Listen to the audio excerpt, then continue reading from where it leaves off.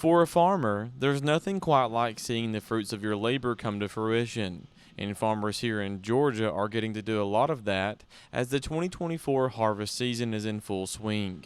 One farmer who's busy doing that now is Brad Thompson, a peanut producer in Seminole County who is busy in his fields after a long growing season. We had a really good harvest season so far. Hopefully in 2 days we'll be through with the peanuts. We've started out and we've got very little rain. Of course we had a threat from a hurricane and we got probably 3 or 4 inches at one time, but that was nothing compared to what we could have got. We were really fortunate, dodged a bullet on that. However, according to Thompson, despite having good harvest weather, the yields he's getting are disappointing, as he says this past summer's heat must have been too much for the crop, despite most of it being under irrigation. Our yields is probably off 500 to 700 pounds, and every year it seems like we're dropping 50 pounds, 100 pounds. I would say part of our yields being down, I guess it's everybody's guess, because we've had years that we felt like our yields were going to be off and they were actually up. But this year I feel like it was the heat, the stress on the peanuts, the dry land.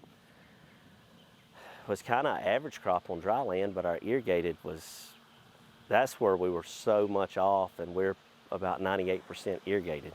According to Thompson, what's most disappointing is the fact that this isn't what he or any other producer needs right now, as he says the price for a great crop was already too low. This was a year that I was really hoping we was going to have an outstanding crop, because we really need it. The price of our inputs has gone up.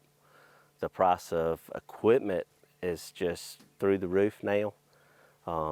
What it's costing us an acre to plant a crop, harvest a crop, it's not really looking good on paper, not with the yields that we're receiving. And I really don't know how we're going to continue to go on. But I know a lot of people ask the question, well, the price in the grocery store's up, but our commodities, we're not getting any more for them than we did 30 years ago. Thompson says that despite the situation producers all over the state and country are in, he hopes to make it through this season, but is afraid that might not be the case for others that have endured many years of hardship and will have no choice but to call it quits. Last year, I would say there was probably 10 to 15% of people that is not farming this year, that backed out of farming, and I would probably say we're going to be looking at another 15 to 20% that's not going to be farming. Farming in general, it's not about the money, it's about planting a crop, growing a crop, living for the Lord, because really that's what keeps us going. I mean, it's faith that next year's going to be better, that,